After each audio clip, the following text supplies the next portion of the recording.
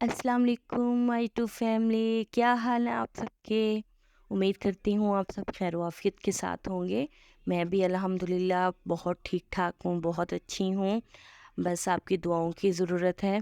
अल्लाह ताला आपको और हमें ऐसे ही हंसता मुस्कुराता रखे।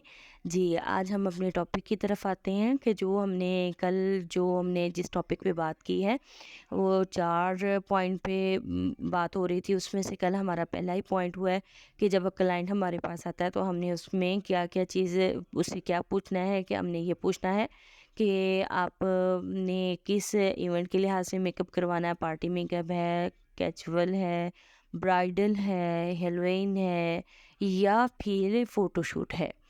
ठीक है, तो उस हिसाब से हमने उसका मेकअप देना है। तो दूसरे इसमें से पॉइंट ये आ रहा था कि जब आपके पास क्लाइंट आ रहा है तो आपने उसकी फीचर्स को भी देखना है कि उसका चेहरा कैसा है, पतला है, छोटा है, मोटा है, बैसवी है, किस तरीके का उसका चेहरा है। तो उस हिसाब से फ़ौरन हमारे माइंड में उसका हेयर स्टाइल भी आ जाता है, उसकी आइज़ की शेप भी आ जाती है, उसकी लिप शेप भी आ जाती है। और उसके हमने कंटूरिंग कैसे करनी है वो भी एक आइडिया आ जाता है दिमाग के अंदर ना, कि हमने इसको कैसी लुक देनी है। तीसरी बात फिर उसके बाद हमने उसके रंग को भी मद्देनज़र रखना है कि उसका रंग गोरा है, काला है, या दरमियानी उसका गंधमी कलर है, किस तरीके का उसका रंग रूप है।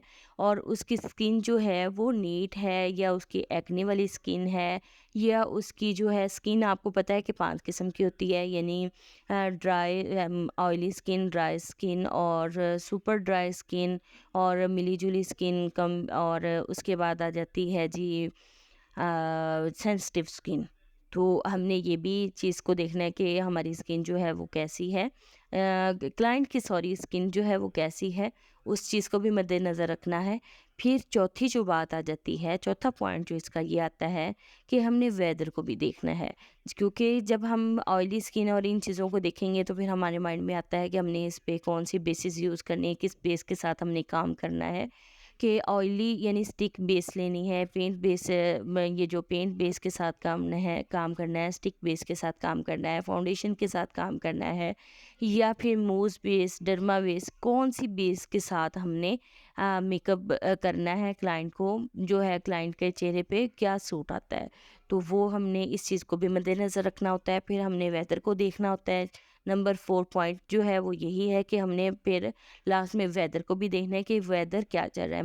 मसलन ये कि मौसम गर्म है, सर्द है, खुश्क है या हब्स वाला है, कि किस तरीके, जैसे कि आजकल गर्मियाँ चल रही हैं, हब्स वाला मौसम है।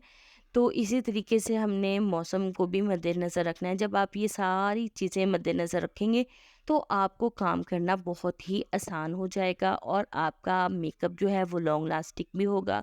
जब इन सारी चीज़ों को मद्देनज़र रख के चलेंगे तो आपका काम भी बहुत परफेक्ट हो जाएगा। और अच्छे आर्टिस्ट बनने के लिए इन चीज़ों को मद्देनज़र रखना ज़रूरी होता है। जी, आज हमारी बात इस टॉपिक पे ख़त्म होती है। आप अपनी दुआओं में मुझे याद रखिएगा और बहुत अच्छे-अच्छे कमेंट्स भी कीजिएगा और लाइक एंड सब्सक्राइब भी कीजिएगा। अल्लाह हाफ़िज़, फ़ी अमानिल्लाह।